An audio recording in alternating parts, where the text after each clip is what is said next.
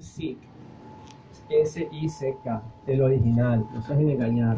Sick, Abraham, ese escritor era muy bueno y él tenía conexiones con gente del este, con los que a mediados del año 96-97 comenzaron a hacer aquí lo que es el graffiti que yo representé, con el cual yo me involucré.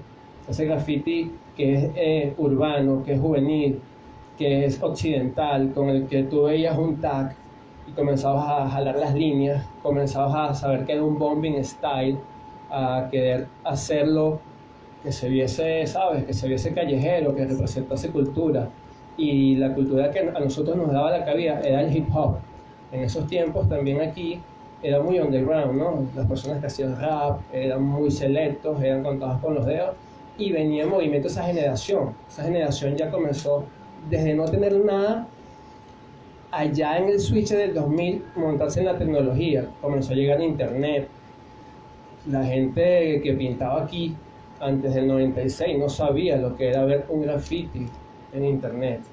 Entonces, oye, eran unos años de mucha originalidad, de círculos muy cerrados, eran los mismos. El cruce TC que se formó en las Mercedes eran Ore, el señor Hase, el señor Waris, era SIG, era inclusive en algún momento Baki, ESC. Tenía muchos amigos que luego también se le unieron al final de la movida, el señor Afro. Son personas que tú conocías de la pista y respetabas sus seudónimos. Una cosa es que los conocieses de vista, pero sus alianzas con sus grupos eran otra cosa, ¿me entiendes? Y bueno, por alguna razón yo siempre estaba en esos círculos de gente que me tropiezo entre las esquinas, entre los sitios de la ciudad, en los spots. Cuando hablamos de jerga de calle, el spot es sagrado, ¿me entiendes? El point donde se le rinde tributo a la cultura. En aquellos momentos, los próceres sirvió. Fue un bastión buenísimo en los años 2000 exactamente. Iban todos los mejores breakers de la ciudad de Caracas. Desde los que en los 80 bailaban en Mata de Coco, se iban para allá a bailar los sábados. Y así mismo llegaban los raperos, los MCs, llegaban los writers, como realmente somos nosotros, ¿no? Eso de grafitero, bueno, antes de ser grafitero puedes ser escritor. La pasas escribiendo un cuaderno, haciendo caligrafías, es el arte del writing, esa palabra occidental de escribir, andar por ahí haciendo caligrafías, haciendo tal.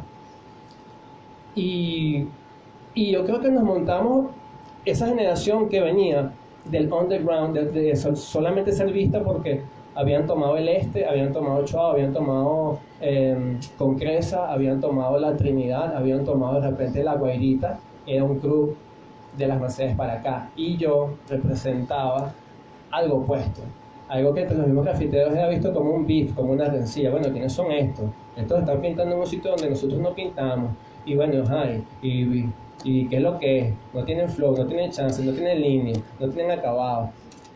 Esa es la cultura del grafitero, ¿no? El grafitero ve y quiere igualar o superar lo que ve. Es la competencia sana. Yo creo que en los años 2000 había muy buen nivel, venía creciendo ese nivel, venían mejorando los muchachos totalmente, teníamos buenos materiales. Recuerdo que los más guerreros pintaban con Champion. Señores, el que pintaba con Champion, pinta con lo que le pongan en la mano. Imagínate, háblale a Marco, pues. Y entonces también había un aerosol que importaba aquí una franquicia de ferretería, Ferremax, ¿te acuerdas? Coño.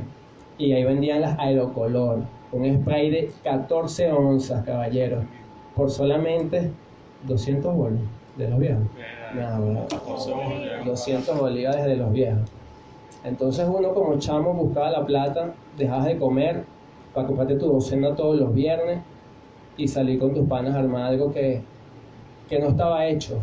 Los principales corredores viales de la ciudad, como la Cota 1000, eran una galería. Si pintabas la Cota 1000, te iba a ver todo el mundo. Y el nivel fue subiendo muchísimo. Mi amigo Elvis Escaz, excelente. Creo que en su momento hicimos unas muy buenas pintas. De verdad que nos cansamos de pintar por todos lados de Caracas, y de dar como mostrar que el graffiti es un instrumento, es una herramienta de expresión que le da cabida a los jóvenes. lo importante entre los códigos urbanos es hacerlo bien, es entregarte con el alma, es respetar al rival. La mejor competencia es la que se da exponiendo, no sin caer en los estereotipos extranjeros que no son los nuestros. Realmente aquí la competencia era vamos a ver quién pinta mejor, quién tiene más estilo en la calle, quién se adueña de la ciudad.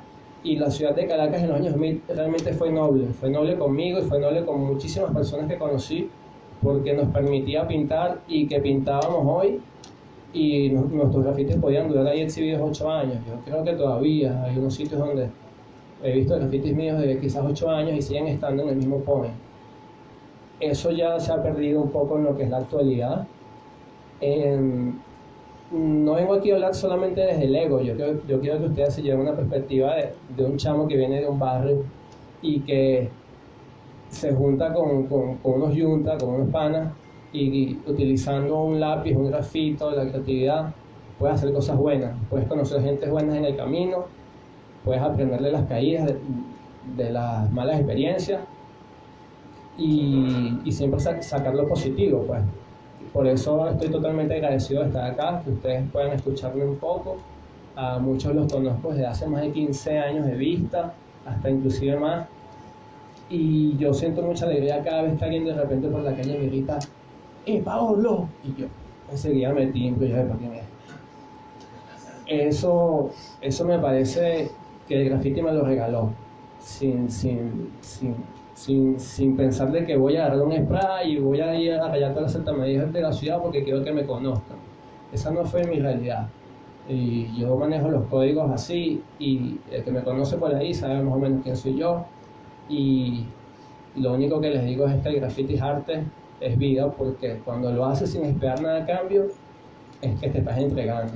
Y cada vez que veo, y soy un admirador de ver grafitis hechos en Caracas, porque mi historia es totalmente local. Yo no he viajado internacionalmente, pero bueno, todavía creo que hay gente que cree en mí y me dice, mira, bueno, vente, vamos a hacer algo. Y cuando esas personas me contactan, vamos a todas y ganamos, pues lo hacemos bien. Quiero también dedicar un pequeño minuto a recordar lo que es el graffiti moderno, la generación quizás con la que se identifican muchos de los que hoy están acá y que pertenecemos a esa generación, y el graffiti de los años 80 que se hacía en Caracas. Realmente no tengo mucho conocimiento porque son generaciones totalmente distintas. Esas personas ahorita deberían tener más o menos 40, 45 años, pero habían unos grupos de grafiteros que hacían colectivos de pintura. Unos se llamaban los RAP, que pintaban mucho en el este de la ciudad, la autopista del este, y estaban los Santos, también estaban los Santos, y había un señor que hacía grafiti independiente, el famoso Grillo, el Grillo, que pintaba unos mosquitos, bueno, parecían unos mosquitos. Grillo. Un grillo. Ese señor. En realidad eran unos saltamontes, pero el pueblo lo fue rebautizando como si fueran grillos. Pero él empezó haciendo eso y él era un alumno de la Cristóbal Rojas que estudió artes gráficas y se decidió a salir a pintar con un solo trazo esos saltamontes como para denotar un poco sobre esos espacios que en la ciudad estaban abandonados y llenos de basura. Su verdadero nombre es Emiro Lobo. De hecho, él logra hacer tantos grillos en la ciudad que llega a ser más de 1500 grillos, y cuentan las anécdotas de sus compañeros de clase que hoy son premios nacionales de pintura, Víctor Hugo Irazábal, está la señora Norma Morales, varios compañeros que hoy son grandes artistas plásticos de la escena nacional, que él es el primer escritor de graffiti, si se quiere, que cae preso porque el gobierno de la época pensó que él quería meterle como un jaque al sistema de gobierno con todos los grillos que hacía, porque la comunidad empezó a intervenir los grillos en favor de hacer como unos llamados de atención a lo que era el gobierno del momento. Entonces empezaron a aparecer esos grillos con metralletas, con consignas de opiniones en torno a las manifestaciones políticas del momento. Entonces, la Policía Metropolitana detiene al Grillo y él lo que dice es que él lo que hacía era pintar, que él lo que quería era embellecer su ciudad y darle un poco de color y modificar los espacios que estaban llenos de basura. Entonces, es excelente que él lo traiga a colación porque él es si se quiere, y hacemos una retrospectiva, es uno de los referentes importantes que quizás le da un punto de partida a lo que es el trabajo de Oxo hoy, porque Oxo es uno de los escritores que se expresa a través de una bomba dentro de un carácter. Es decir, él no trabaja tipografía, él trabaja un animal, el que todos conocen, la vaca azul, que es lo que lo representa, esa especie de bomba que sale un poco de lo que es el común de los escritores venezolanos, porque la hace a través de un carácter. Sí, bueno, quizás para cerrar, una de los últimos, digamos, intervenciones que vi de Grillo estaban en la Río de Janeiro y se apreciaban cruzando el Guaire en las láminas de Bellomonte. Ahí todavía se veían algunos grillos. Sí. Correcto. Él muere en 2009 en Puerto Cabello, porque él era de Puerto Cabello. Es importante también eso que tú recuerdas de Los Santos. Hay otro grupo también de Caricuao, porque Caricuao tenía un movimiento súper fuerte a nivel de los años 85, 90, en donde estaban los Krypton, creo que era que se llamaban. Había un combo grande de Caricuao que también. Marcos Villalibre, que era uno de los menores para esa época. Totalmente. Y cuando hablamos de la identidad del graffiti caraqueño, jóvenes, señores, vamos a hacer la colación a lo que eran los años 90 hacia abajo y el año 2000 hacia acá. De los años 96 hacia abajo, la estética era otra.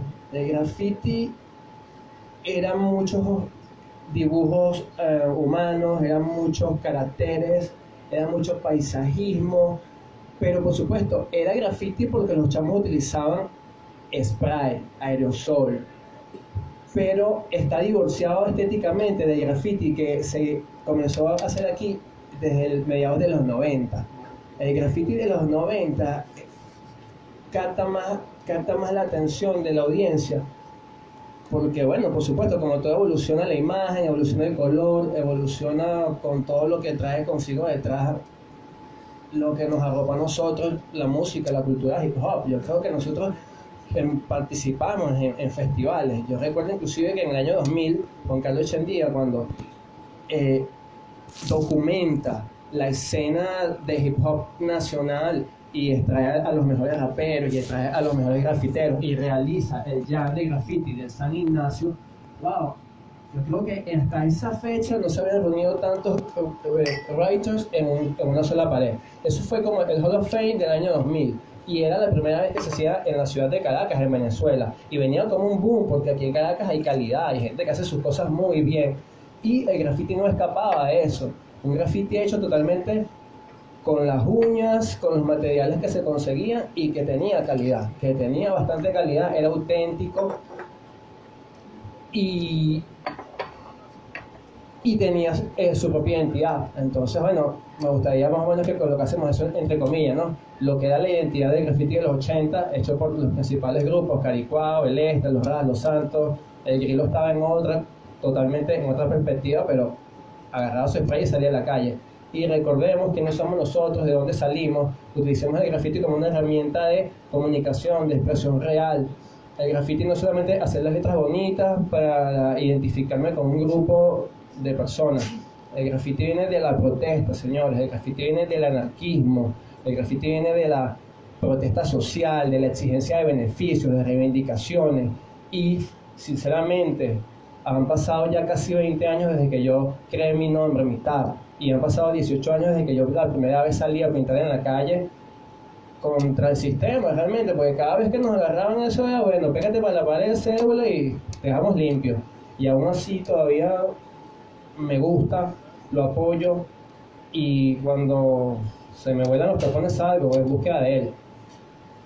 Siento que el graffiti debe ir hacia otro camino. Siento que el graffiti venezolano debe buscar una identidad nueva, debe reinventarse a sí mismo, sin intentar ser simplemente para galerías y para cuadros de venta. Creo que el graffiti en la actualidad necesita protesta, necesita mensaje, necesita una estética que no sea la comercial, que era la que nos llamó la atención en el 2000 y que fue el boom. Si tenías esa estética, vente, te jalamos para acá, tú representas la cultura, y si no, eras execrado. Yo siento que ahorita no estamos para eso, siento que estamos para utilizar los materiales, que bastante costosos que están, que seguimos en el retraso comparados con otros países, con Europa, con Norteamérica, hasta con los países del sur. No tenemos materiales de calidad acá. Me entristece ver pero a la vez siento fuerza, como hay chavos que salen a echar brocha de cabo a rabo, cuando realmente el grafitero tiene que utilizar un spray desde el primer momento que se pueda hacer el boceto, mi pana.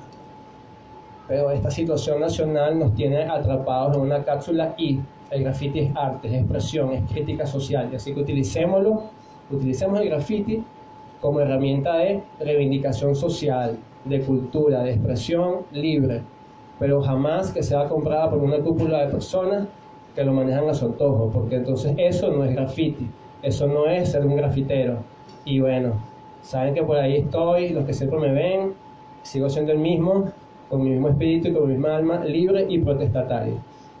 Gracias, agradecido a todos los que me invitaron acá, a Carolina.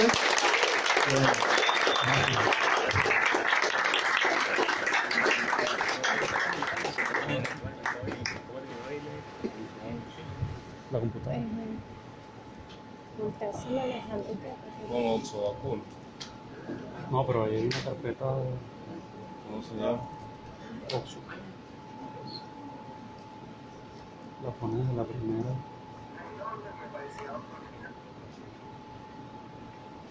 Eso. O sea que pongo esto para no tener el micrófono en la mano.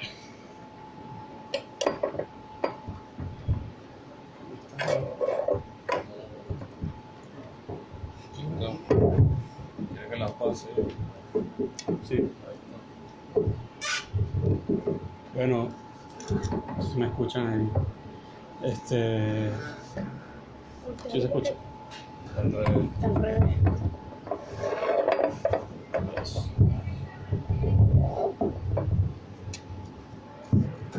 Bueno, como ya saben, mi nombre es Oxo.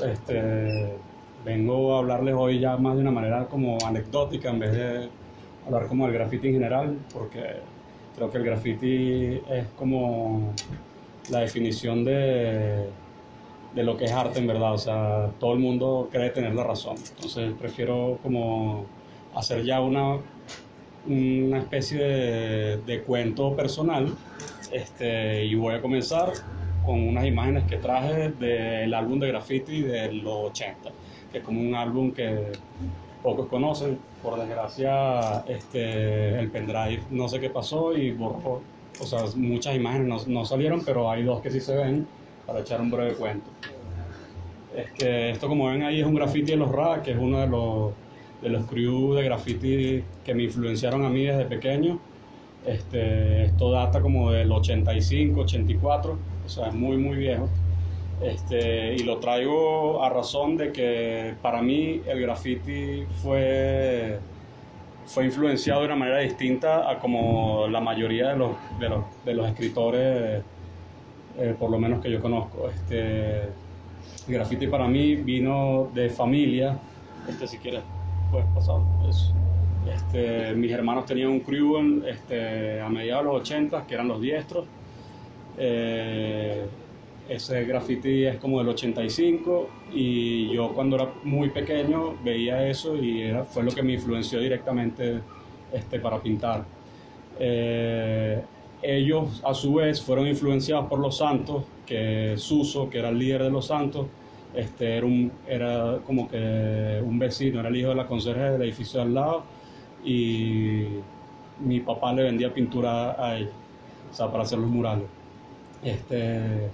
Dado eso, Suso era un ilustrador increíble. Él estudió en la Caracas, y el pana ahorita vive en Madrid, tiene una de las compañías de diseño más importantes de allá. Y en esa época, o sea, como que ver las cosas de Los Santos era increíble, porque no era esto que se veía que hacían mis hermanos, que era ya como más de vacilón. Ellos trabajaban a nivel de publicidad. Todo lo que era el graffiti de los 80 hasta lo que, como dice Orlo, hasta el 96, que arrancan las nuevas generaciones, era más que todo publicitario. Un 80% era publicitario. Era para comerciales, o sea, por lo menos traía unas imágenes que después será que yo me comprometo en mandárselas para que en la librería hagan una especie de galería, por decirte, un concierto de Sergio Pérez, una propaganda por estas calles, que es la famosa Los Rap,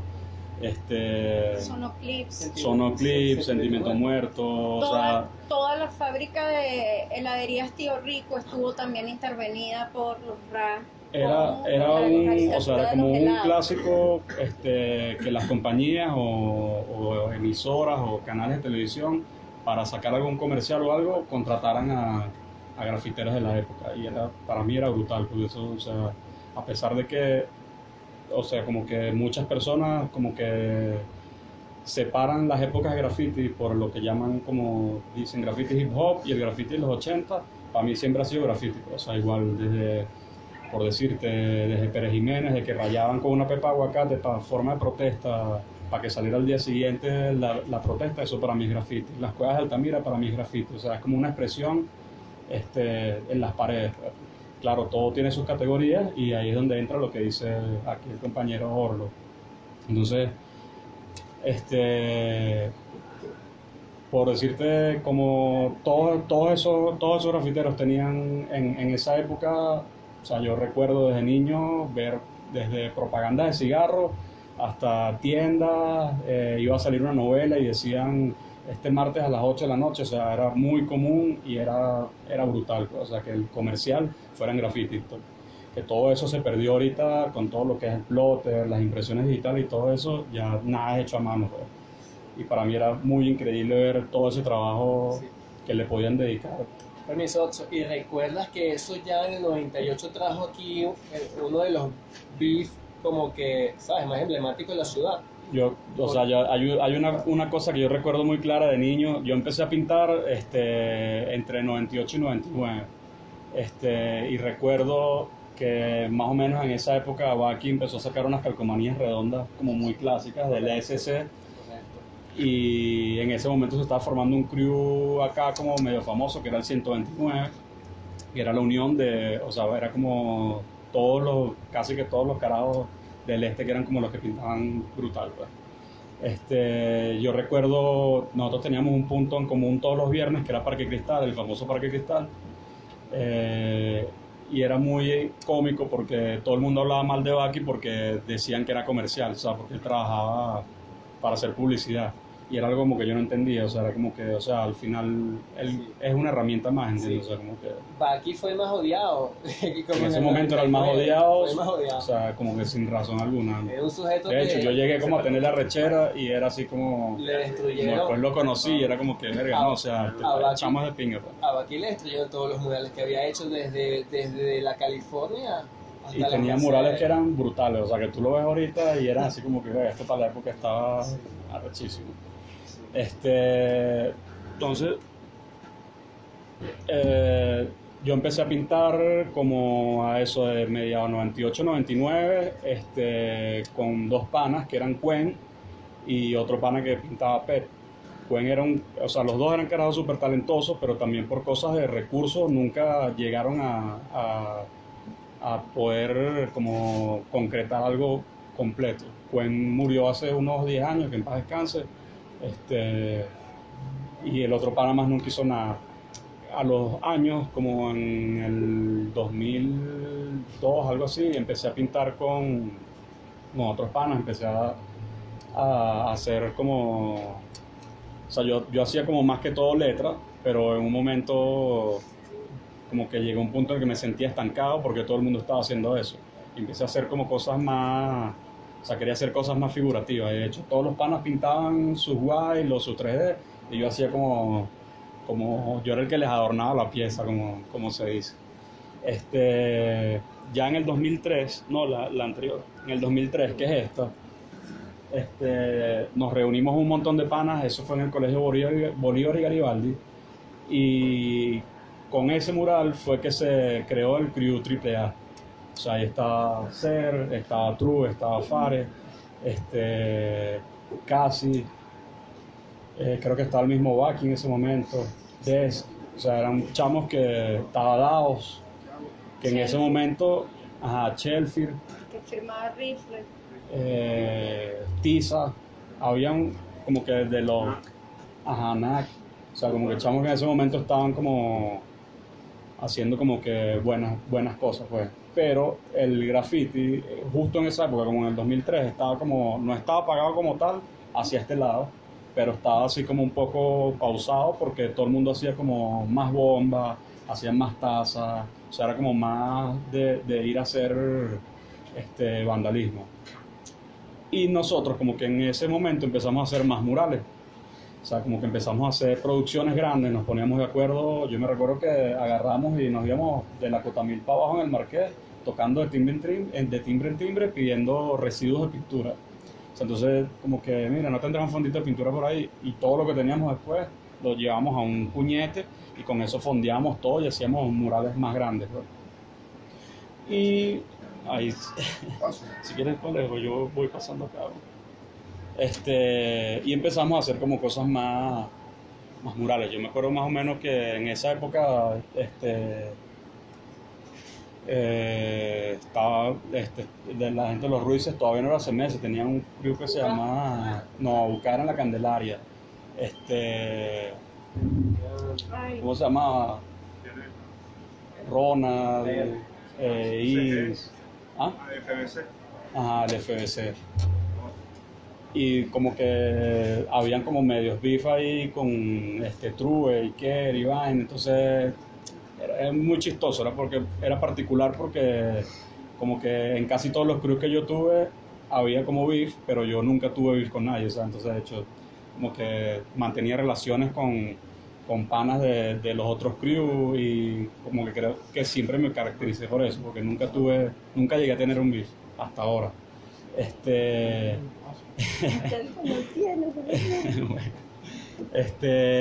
Y era chistoso eso porque de hecho como que, no sé, de pronto llegaba CMS y tapaba todo el muro y quedaba el mío intacto porque, no sé, porque éramos panas, yo tenía panas en CMS. O llegaba otro crew y tapaba o sea, no sé, llegaba Hit y tapaba True y quedaba mi mural intacto, o sea, quedaba mi parte intacta porque yo no tenía problemas, o sea, como que nunca llegué a tener realmente un problema con no se escucha. no, sí, pero Ya en esta época, ahí se nota como un poco más, creo que, o sea, se perdieron muchas fotos, pero ya en esta época se nota mucho más la evolución. Sin embargo, no era, o sea, seguía siendo la vaca blanca. Yo todavía no había tenido como que el hecho de cambiarle el color. O sea, no, exacto. No había conservado una paleta de colores aún. Que la paleta tiene algo curioso, que era de que, como todo el mundo sabe, aquí no había no había marcas así con una gama extensa de colores. Y esto es un video que se hizo del amor al arte en la Urbina. La paleta tiene algo curioso, que era hecha con los únicos colores que tenía Aerocolor.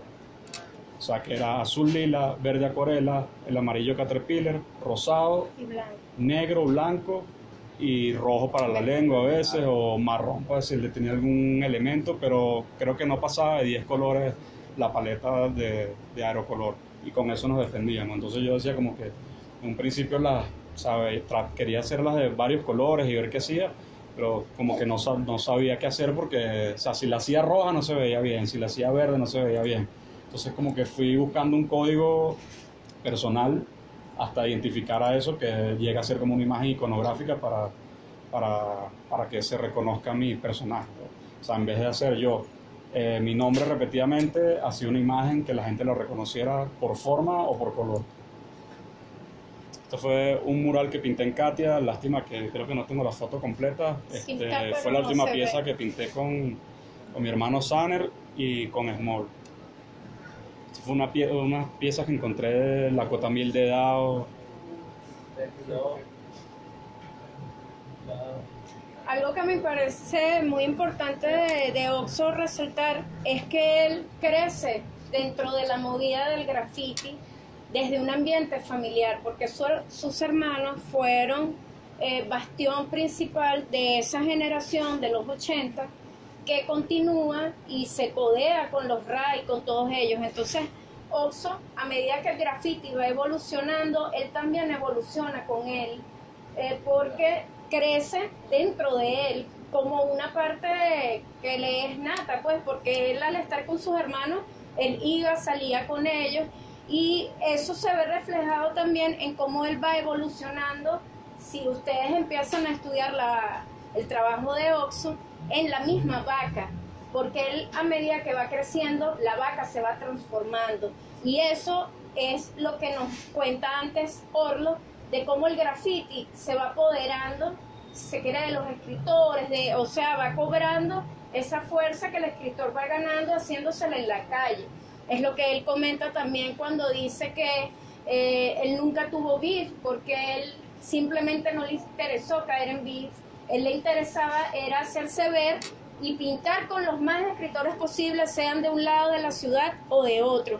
Y eso es una de las cosas que hasta el sol de hoy lo caracteriza. Y yo creo que eso es una de las cosas que influyó en eso, que una de las razones que era un poco absurda de esa época era que el beef era territorial. Total.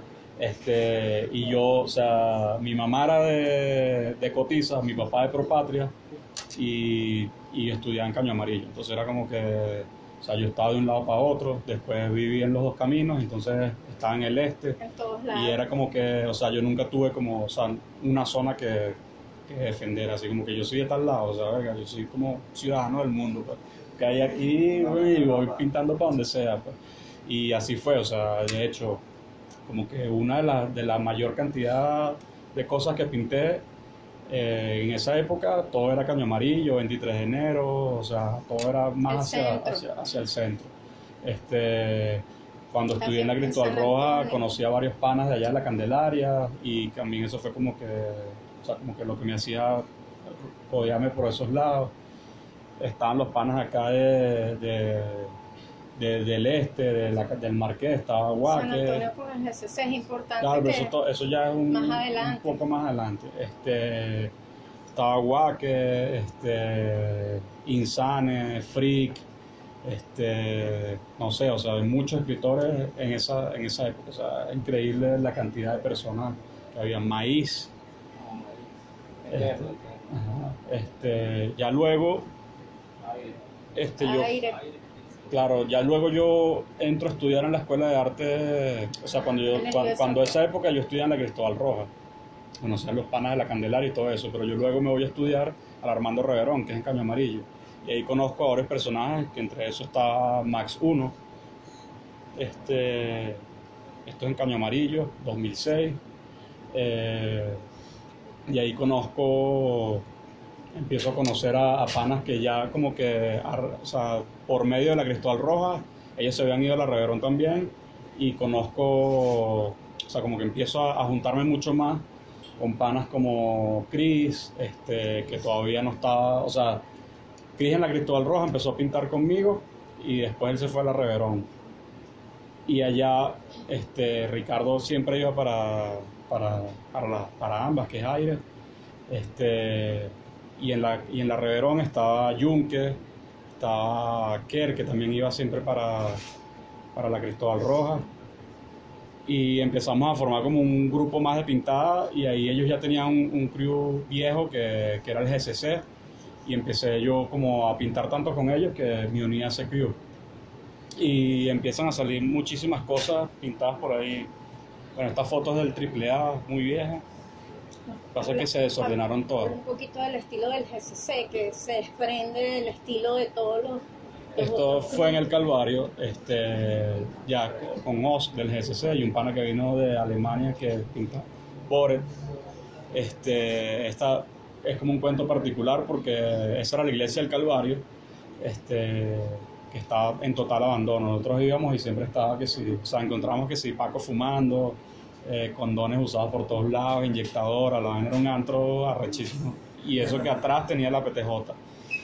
Y nosotros decidimos un día pintarlo y fue como súper chistoso porque fue como primera plana y a raíz de eso como que el que era alcalde en ese momento, que era Jorge Rodríguez, decidió renovarla y la arreglaron ahorita y es como lo que es, pues, pero en ese momento era un hueco como ustedes pueden ver, o sea, era esto que estaba totalmente andando.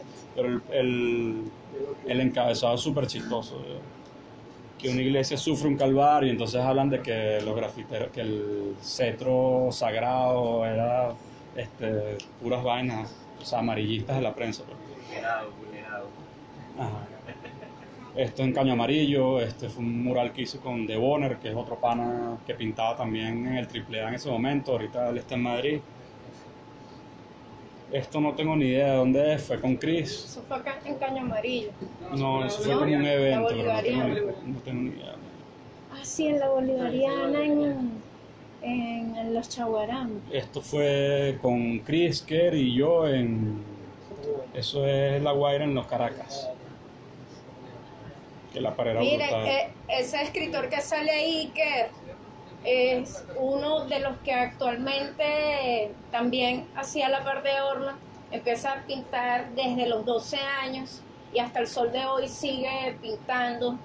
Es uno de los bastiones del estilo de Caricuao y él se distingue por hacer un estilo súper irreverente, a veces ilegible, a veces muy legible. Y creo yo que es uno de los escritores súper importantes dentro del graffiti nacional porque él nunca ha parado. Él se caracteriza por un estilo un poco sucio, pero con acabados y detalles muy a la vez trabajados. Entonces es un escritor que no se preocupa quizás porque no le quede la pieza súper perfecta, sin chorreados ni nada. Sus piezas tienen chorreados y cosas cuando ustedes la ven de frente. Está buena para la foto. Pero es un escritor que posee una complejidad y una majestuosidad para hacer sus piezas increíbles. Es bueno que ustedes conozcan un poco de él y que investiguen su historia. Por ahí todavía hay ciertas cosas de él y es uno de los escritores para mí fundamental en la escena del graffiti. Amigo de Oxo, pintó muchas piezas con él, pintó muchas piezas con Chris, estudiante de escultura, sus obras también del graffiti las llevó a resina, a trabajos tridimensionales junto a Aire, que es otro de los escritores que también es importante dentro de la escena porque empezaron a hacer cosas que salían de lo habitual. Chop es otro de los escritores que también se unió a eso con la experimentación de los 3D y piezas que hoy en día, quizás si ustedes llegan a ver sus libros de bocetos, estarían vigentes, están a la par de lo que puede hacer un Daín hoy. Ellos, si se quiere, de una manera más, claro, de una manera un poco más dentro del art brut, iban por esa línea sin tener internet, sin tener manera de establecer diálogo con un escritor de otro país que ya tuviera todo lo que es la tecnología, el conocimiento, quizás el estudio del espacio para hacer piezas así. Kerr es uno de los que considero yo es parte de la identidad del graffiti venezolano porque logró establecer ese despegue de lo que dice Orlo, de un graffiti que copia al resto del mundo y empezó desde los 12 años su camino como escritor y hoy lo mantiene y sigue evolucionando.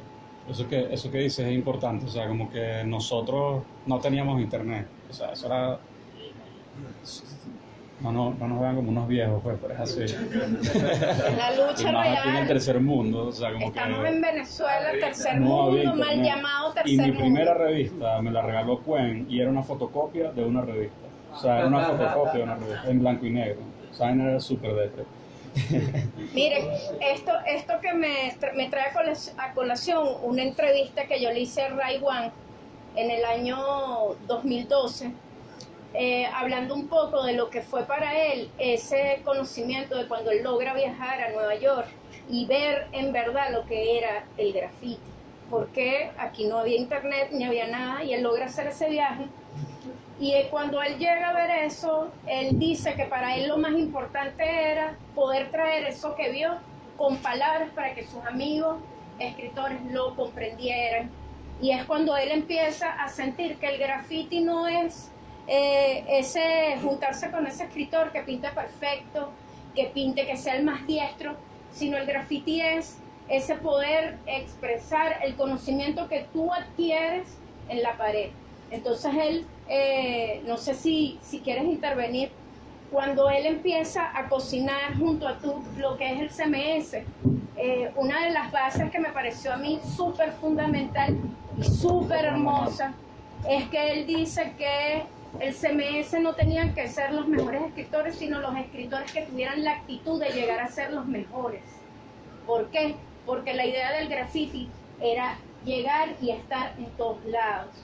Y si entre esos escritores había uno que fuera bueno o quizás que sobresaliera de los otros, que ese bueno ayudara a alimentar a los otros. Y por eso él, ese viaje, si se quiere, como que le abrió la mente para entonces hacer como que un antes y un después, me atrevo a decir, en lo que es la escena del graffiti en Caracas, cuando él empieza a trabajar con solo ese plata y el negro, que aquí lo puede decir bueno, nuestro querido CMS. Nada, más que todo, gracias por el espacio, gracias por venir a escuchar esta parte de la historia que tenemos que contarles. Pues sí, CMS nace cerca del mediados del año 2004, una idea de Ray, producto de mucho de esa parte de esa experiencia que él ya traía previa, porque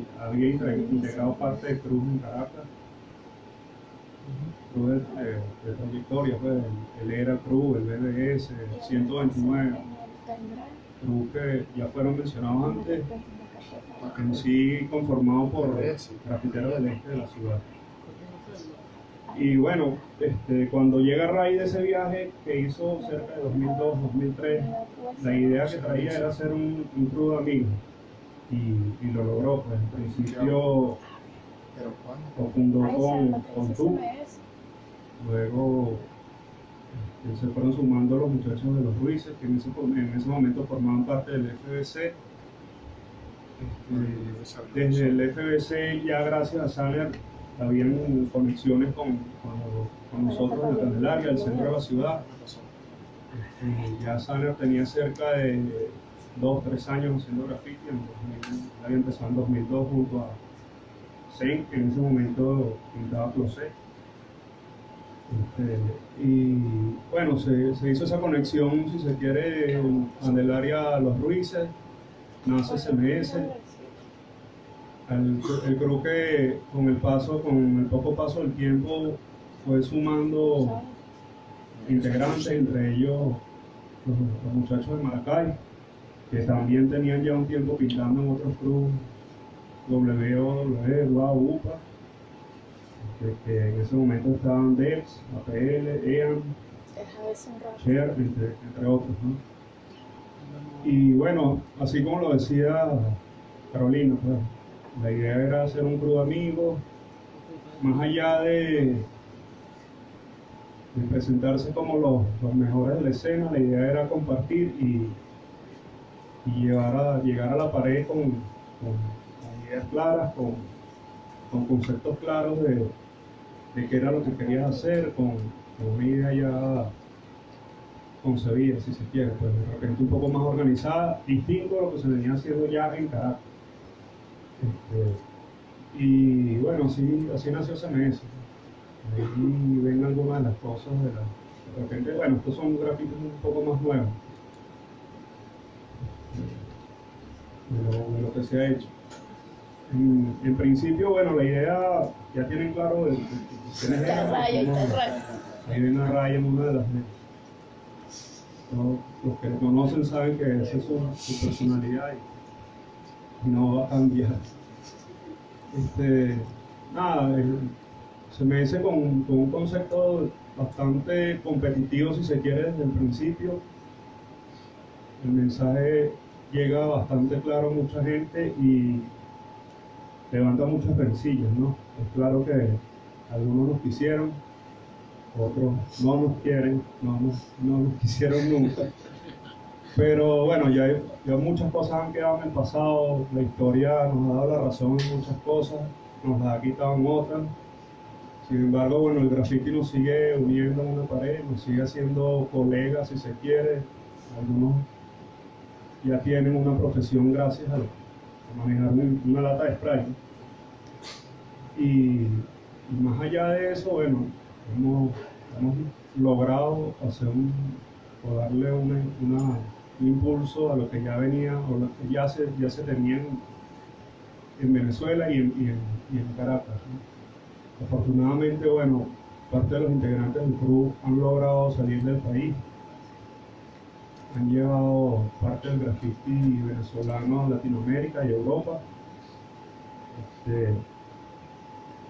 En ese momento ya CMS deja de ser Caracas y afortunadamente se convierte en el graffiti de Venezuela, así como lo han hecho algunos otros que también pintan, ¿no? Bien pintado. Bueno, estas son algunas de las del graffiti legal que a muchos no les gusta, pero lo seguimos haciendo, ¿no? En particular, bueno, esto es una experiencia allí de intercambio en Nuevo Circo, si mal no recuerdo es 2008, cerca del 2009-2010.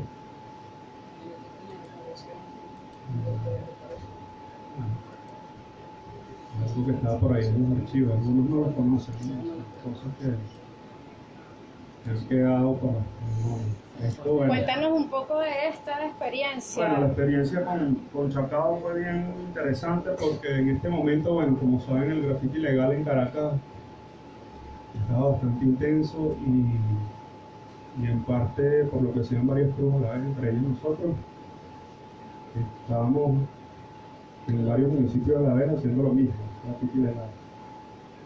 Estábamos en Chacao, estábamos en Baduta, estábamos en Libertador y sinceramente lo que intentaron estas alcaldías era frenar el graffiti legal, cosa que como saben no lo lograron. Sin embargo, bueno, en alianza allí con la empresa privada llamaron a este concurso, ¿no? Cuando vino el Lumi. Sí, también, o sea, como saben, bueno, algunos no lo saben, la alcaldía de Chacao creó un espacio allí de intercambio cultural, Cultura Chacao, hacían un festival de hip hop que hicieron cerca de 3 años, si no recuerdo, en el que traían algunos escritores de graffiti de Europa, entre ellos Lumi, algunos otros más por allí también vinieron. A su vez otras alcaldías también lo hacían con espacios totalmente distintos, con otras lógicas, que es un poco más políticas. La Armada. Venían de otros países, entre ellos de Sudamérica, de Brasil, de Colombia. Algunos no todos. Bueno, nada, en particular la experiencia de este muro que está muy cerca de Ahorita acá. voy a volver a hacer otra pregunta para que tú retomes y hables un poquito de SC y el estilo de ellos. Varios clubes de Caracas, algunos de ellos. Porque acuérdate que el estilo de ellos sigue un poco que más a participaron, hicieron un boceto, esta eso. fue nuestra propuesta, porque allí está el boceto original. Y luego fue ejecutada allí, como saben, una cantidad de cuerpos de andamio, sin mayores medidas de seguridad, sin protección, cosas que bueno, que de repente uno ve en el tiempo y dice, se pudo haber hecho de otra forma. Esta fue la idea original, en la que afortunadamente participamos en su elaboración y fue una experiencia bastante interesante dentro de lo que era la producción. Bueno, nada, en principio la idea surgía de encontrarnos, hacer una rutina de un día a la semana, de 2 días a la semana, de encontrarnos y luego salir de noche, pintar, hacer graffiti legal, sin olvidar la producción del graffiti, si se quiere un poco más de moral.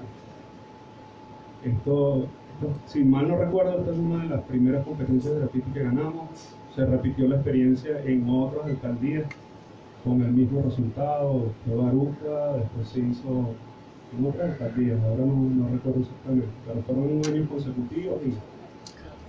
Cuando van a la de Cafetal también. Sí, esa es la de Plaza de las Américas. En simultáneo se pintaron otros cruz que están acá ahora. Creo que ustedes también pintaron en Baruca, por la Trinidad, por esa misma idea.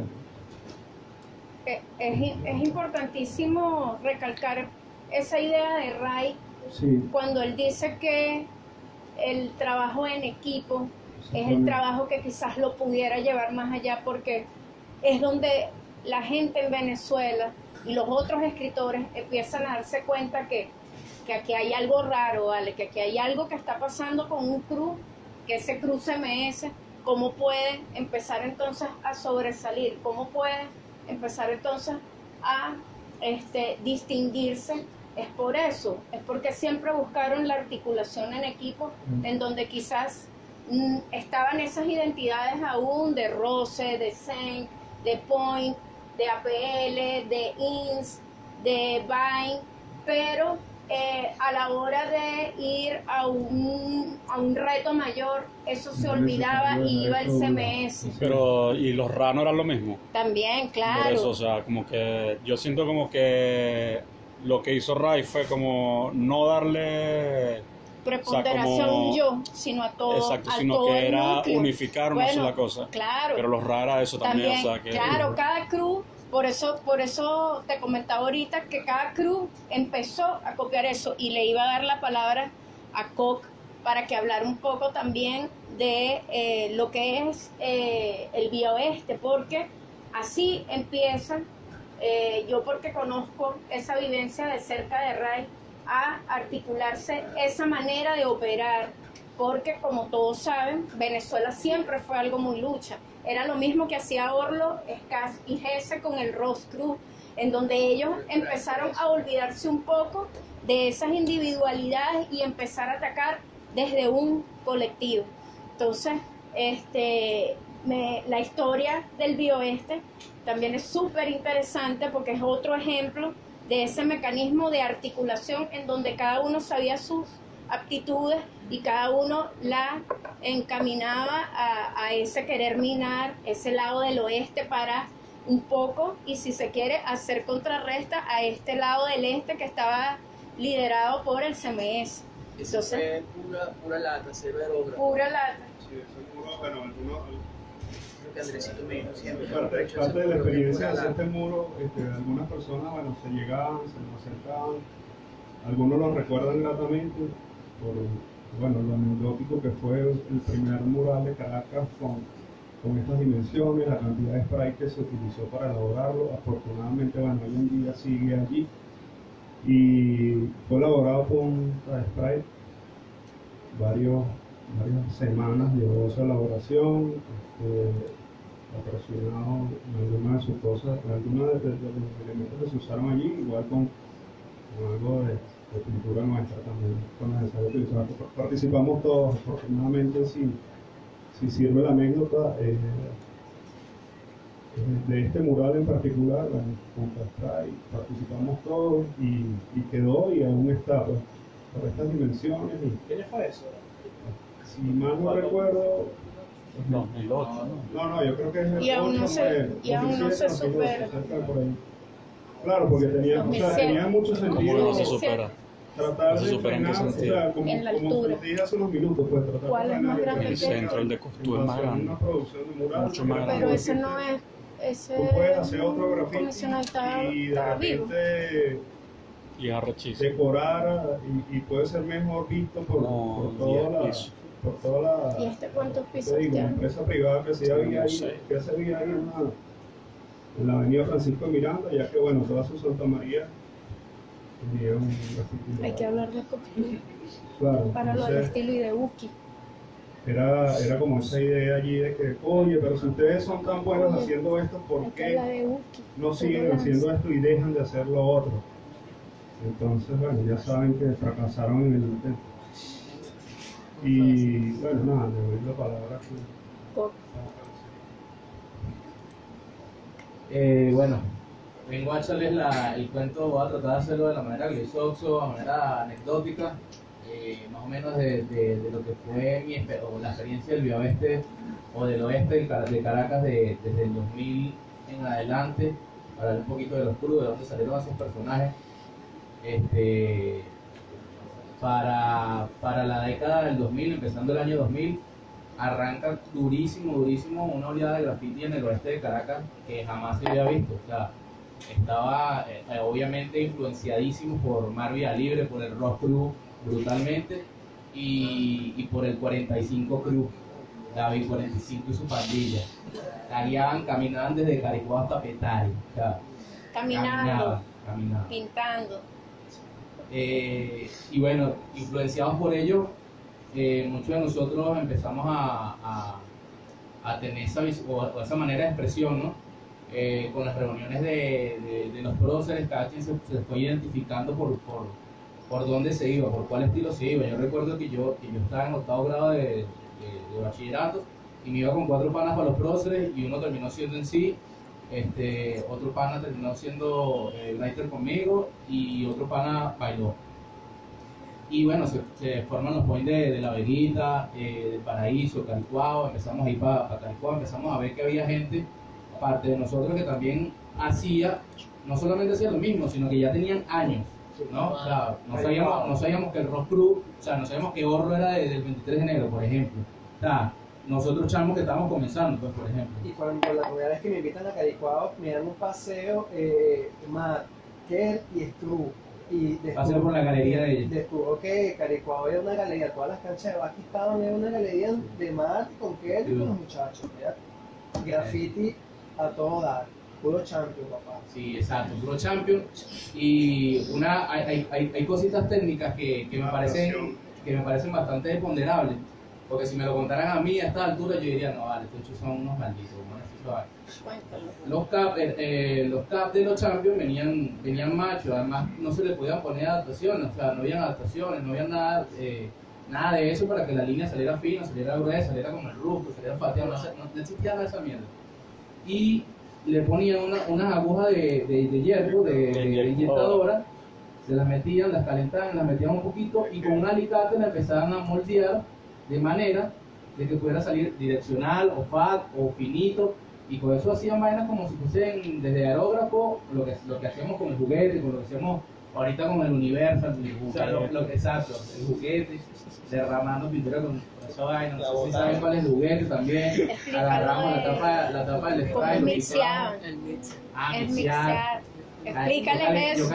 Yo calentaba los potes en la hornilla de mi casa y siempre decía, tú no vas a matar aquí con a mí me explotó un poco de veces en la cara. Calentábamos uno y metíamos otro al freezer. Entonces estaba la carne, la vaina y tal, el pescado, el hielo y tal, los sprays. Hasta los mascadores. Y bueno, parte de las vainas técnicas que pasaban en ese momento, estábamos, como estaba diciendo, estábamos súper influenciados por el Rock Crew, por Orlando, por Ska, estábamos demasiado influenciados. Y estábamos súper influenciados también por Mar Vía Libre. De manera anecdótica, digamos que Mar fue el que nos dio más palabras de formación a nosotros en el oeste de Caracas. Y nosotros, como saben, muchos de nosotros nos decantamos por el lado del 3D. Gracias a eso, y Mar tenía una manera de explicar su técnica, su 3D. Y era con la técnica de la papa frita. Si no tengo papa frita. La papa frita te daba las 3 dimensiones, las 3 caras de un cubo, y ahí te decía él que bueno, que con esa figura tú empezabas a moldear como un espagueti, una letra, o podías, no sé, deformarla, todo ese tipo, como hacer una estructura, pero con esos 3 lados, con alto, ancho y profundidad, pues. Tú ves la papa frita. Hay un cuentico también súper chistoso que Marcos y Choc están sentados en el anfiteatro de Caricuao y Marcos le dice, coño, ¿tú estás viendo el carrito chicha? Dice Choc le dice, marico, por ahí eso es bachichero, es una bomba. Coño, no seas estúpido, el carrito chicha, lo sí, tal. Dice, él tenía una manera de explicar su 3D de una forma, tratarlo de llevar de una forma muy cotidiana, con lo que encontrara, con la mesa. Y era muy chistoso como él te explicaba, pero siempre tenía buenas intenciones de transferir su técnica a nosotros. Y a muchísimos. Yo recuerdo que independientemente de la postura que tuvo, tenga más, formó muchísima gente, le dio más de una palabra a algunos que ya ni siquiera tratan, no quieren tratar, no sé. Pero es un máster, pues, hay muchísima gente con eso. Luego, a ver. Está formado el MEC, que era Chuck, de Snow, habían otros fans también, eran totalmente de Caricuao, estaban súper influenciados por Marcos, por Kerr, por Stru, por toda la movida de Caricuao que se hacía, que era una movida brutalísima, o sea, era de concierto de ska, concierto de rap, concierto de reggae, o bueno, esa vez, súper rebelde, pero la escena del hip hop estaba plagando totalmente a lo que estaba pasando en el graffiti del 2000 para adelante, el 99, el 98. Una de las cosas que cuenta Chucky Deck es que creo que una de las primeras veces que salieron a taguear o a rayar fue un 31 de diciembre a las 12 de la noche. O sea, salieron para la calle a taguear y fundieron Quinta Crespo, Paraíso, una vaina así, bueno, va. Entonces se forma el MEC, luego se forma el DMG. Muchos conocerán a Truco, que ahora canta. Bueno, él empezó con graffiti. A su vez nos influenciaba Dalai Lama, que es el llamado en los próceres. Difunto Dalai, un chamo que venía del barrio. Un writer arrechísimo, un writer increíble. Un talento increíble. Los tags y las ilustraciones, todo lo que hacía era brutalísimo. Bien, sí, lacra también. No, eso es lo que hacía, ¿no? todo. Hasta la manera de echarse a perder era más lacra, ¿no? Cuando Dalai gana, que hace un jamming en el San Ignacio y le lanza gris, negro y como con 2 o 3 latas, se ve surrealismo, ¿te acuerdas? Y se lleva el premio. Sí. Ahí ya subió, subió como la espuma Dalai. Pero lo traté hasta que estuvo ya en el mundo gris. Y bueno, hablándole un poquito de lo que estábamos influenciados, de cómo nos formamos, estaba el MEC, estaba el DMG y habían otros escritores independientes. Precisamente en un concierto de Caricuao nos reunimos, estaba de 45, que es Patán, estaba Vandal, estaba Choc, estaba Deck, estaba Indie Crazy, no recuerdo quién más estaba, ahorita no recuerdo, y teníamos muchas ganas de formar un crew que unificara lo que estaba pasando en el oeste de Caracas. No estábamos influenciados como que, bueno, mira, tú sabes que no sé quiéncito tiene un crew y nosotros también tenemos un crew. No, si nosotros teníamos que darle fuerza a todo lo que estaba pasando en el oeste porque ya tenía años en eso. Entonces, ¿cómo le damos fuerza si todos aquí tratamos de darle la misma visión, a pesar de que teníamos distintas técnicas, distintos estilos? Unos hacían carácter, otros hacían bombing, otros vandaliaban, otros hacían 3D, otros hacían white. Hay una diversidad de estilos que podíamos hacer, o sea, podíamos representar en cualquiera de los estilos. Y lo unificamos siendo Vía Oeste, que nace en el 2005. Un poquito para atrás, antes de entrar en lo que formó el Vía Oeste, parte del crudo que formó el Vía Oeste fue, como dije, el TMG. Nos reuníamos siempre en el Paraíso y nuestras reuniones no eran para salir a vandalizar, sino eran para desarrollar nuestras técnicas en el 3D, en el boceto. Entonces Chuck se sentaba 15 minutos con un bolígrafo y desarrollaba un 3D con todas las dimensiones, había y por haber, sombra, brillo, echaba coñazos, o sea, levantaba pop-up en un libro y toda vaina solamente con un bolígrafo. Y bueno, eran habilidades que nos fueron empapando a todos los demás, pues, desde que empezó, bueno, Deck ya hacía 3D también, yo empecé a hacer 3D, estaba Rae, habían varios ahí que le metían al 3D, influenciados por estos fans también. Bueno, nace lo del Vía Oeste. Hay una de las cosas, bueno, Alien también compuso el Vía Oeste, éramos un montón de gente. Dagor. Sí, Dagor. Es importante, una de las cosas importantes de destacar, si hablamos cronológicamente, luego viene el BIF. O sea, después que nosotros formamos el Vía Oeste, no sé por qué hicieron tantos roces, yo no sé si era por el tema territorial, si porque somos del oeste, somos del este, había también influencia y hay que hablarlo, pues hay que hablarlo sin tabú, había un tema de la corona para arriba, la corona para abajo, y entonces obviamente eso nos lleva a una discusión del discurso, de cómo representa el grafiti. Y empieza a darse, que para mí, bueno, no sé, lo veo como primera persona, fue uno de los beats más importantes que hubo en Caracas, porque nos tratamos absolutamente todo habido y por haber. Bueno, hay unas cosas que se salvaron, pero muchas vainas se borraron, y por peor que a lo mejor se hubiesen solucionado de otra manera. De manera anecdótica y así en primera persona, una de las vainas que pasa cuando caemos a los juicios con ese gentío y tal, y uno creía que todavía era un pedo de chamo, o sea, uno creía que bueno, que lo podemos arreglar amedrentando, o sea, ellos amedrentándonos a nosotros a ellos, y caemos a los juicios como con 70, 80 personas, y cuando veo yo de pana, o sea, habían 2 o 3 de ellos, y los iban a matar, y nosotros alimentamos la rabia de un grupo de personas para conectarlos a ellos, obviamente apoyar, o sea, nos querían apoyar nosotros por este proyecto. Cuando vemos la vaina que los amedrentan, le decimos, bueno, marico, vamos a play para chusearlo, ¿no? Y tú eres marico, o sea, el que conoce a mí soy yo aquí y a 2 o 3. O sea, yo pienso, aquí vamos a caer presos, somos los que conocen, pues. Y ahí frenamos la vaina, y bueno, y ahí es donde se desbarata el pedo. Es una de las anécdotas, porque hubo de esas anécdotas hubo de parte y parte. Una chocadera. Sí, una chocadera. Pero eso nos habla de el graffiti como una entidad que aborda esos aspectos sociológicos, que aborda esos aspectos simbólicos de apropiación de los espacios, en donde ellos empiezan a vivir su problema territorial a la máxima expresión, como lo pueden ver en cualquier película.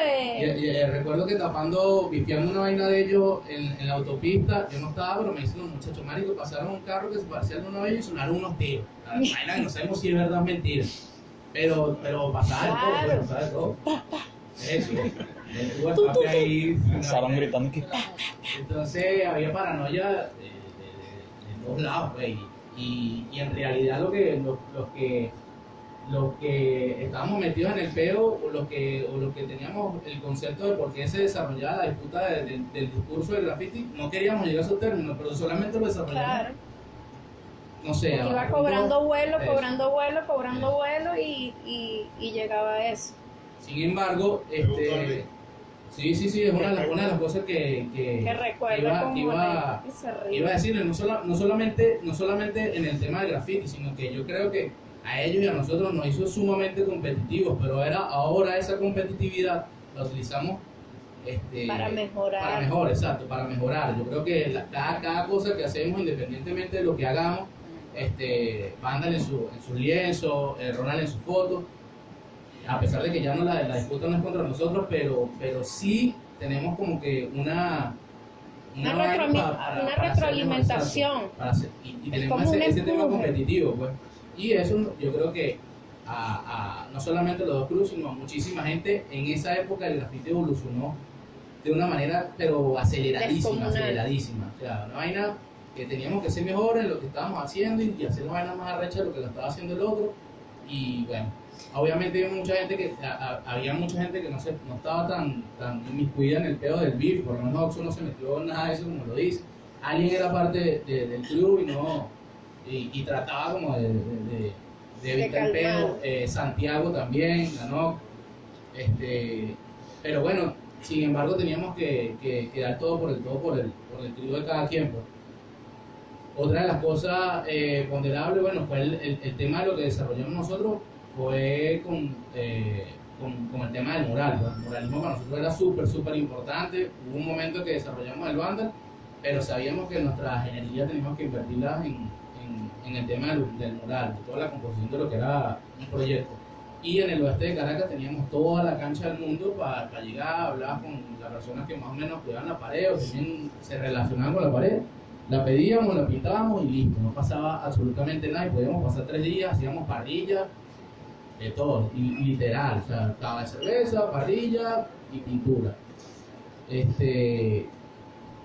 Y bueno, poco a poco fuimos desarrollando, a partir del graffiti empezamos a estudiar ilustración, empezamos a estudiar diseño, nos involucramos con el tema del arte y gracias a eso estamos en otros ámbitos, no solamente, no sería en otras escalas, porque gracias a eso nosotros estamos desarrollando trabajos que quizás no solamente nos dan de comer, sino le da futuro a nuestra familia. Pues.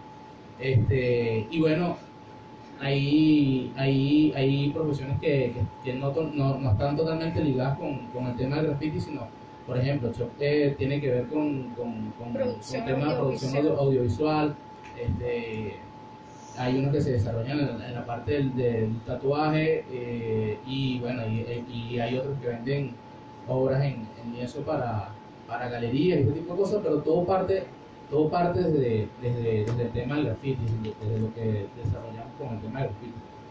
Y bueno, nada, entre los escritores del Bioeste hay que también hay diversidad, por ejemplo, Riel, Super Bomber. Sí, Bazán, ¿qué más? Bueno, ahí podemos nombrar muchísima gente. Hay uno de los que hay que nombrar, obviamente, como uno de los representantes del graffiti, también Uki, que le estaba diciendo, desarrolló el realismo en su época con Zen. Yo recuerdo que esa época Zen y Uki eran los que desarrollaban el realismo con cachapa, ¿no? Así. 4 latas. Con 4 latas, lanzado en 3D con un solo spray, por ejemplo. Spray volteado, difuminación.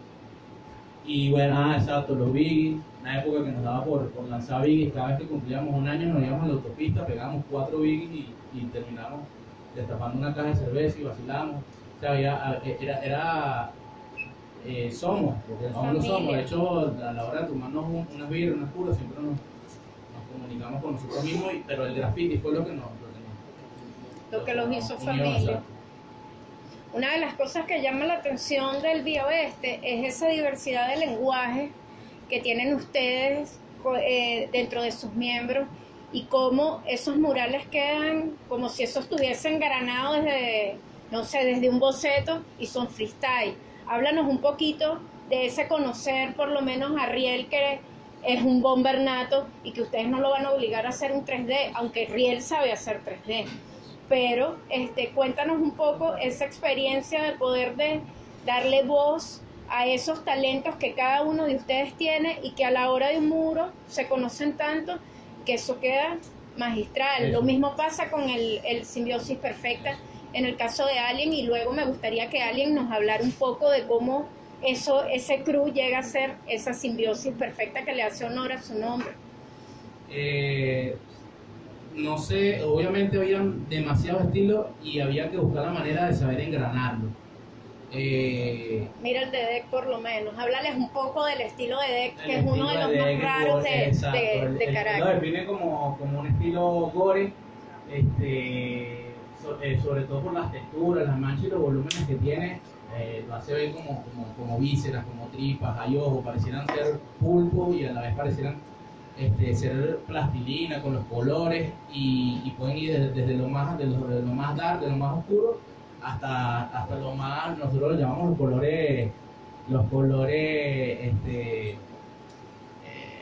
me olvidó, los colores puticas, pues, por así decirlo, son Super cuchi, Exacto. el Lérica, Exacto. el Entonces, azul eso, celeste. fíjate que logra hacer con un verde, no sé, verde guacamole, azul lila, y la textura, si la estudias bien, si la pusieras gris, fuese totalmente otra cosa. Si le pusieras morado, pues pareciera un pulpo con dientes.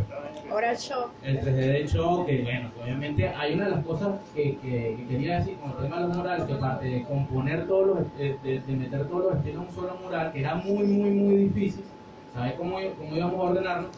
Es que nosotros sí luchábamos por hacer las cosas como un sticker, sí lo hacíamos. O sea, y no... Siempre ha sido en así. ese momento obviamente teníamos como que esa diferencia. La marca de ustedes es eso, que todos, hasta Riel, que son las bombas, unas bombas impecables. Limpio, ¿no? Sí. Y de hecho, obviamente ahorita apreciamos y vemos las cosas de una manera distinta. Pues estaba hablando con Dados en estos días que él puede tener un Montana con un Universal y el bicho busca el tab más feo para que la vaina le quede dirty, pues por su estilo. Y es ponderable, y me gusta cómo se ve a él, pero a lo mejor haciéndolo yo no. Y me acuerdo que lo que estaba diciendo Oxo de Kerr, que el bicho, coño, se ve de pinga para la foto. En la foto No, lo hacía así, como que cerrar los ojos. Verga, qué vaina tan fea la de Kerr, está toda chorreada por todos lados, está pura foto esta vaina. Así Y nosotros sí, está buena para la foto. eso, nosotros sí tratamos de que no quedara ni una gotica, nada. Igual pues, que Oxo, que también quedan. súper limpio. Eso parece que fuera una calcomanía de impresora. Eso, las de Zen, las de Sanner, eran unos stickers, güey. Y luchamos, o sea, peleamos bastante por tener esas vainas bien limpias, exacto. Buscábamos mucho la limpieza de la técnica. Y bueno, la diversidad de estilos, meterlas en un solo mural, también era trabajo de algunos, no de todos, y buscar la manera sin hacerlo a través de algo digital, sino mentalmente, separaba uno y decía, mira, a mí me parece que estas dos piezas aquí de este y este carácter y estas dos piezas, y se iban componiendo de esa manera, pues no había ese desarrollo que yo ahorita de uno se va a montar un proyecto. Ese estilo de las que lanzaba, que todavía lanza banda. Bueno, por ejemplo, ahí está unido. Y 2011, ¿ves? Sí. Es importante que hables de esa fecha.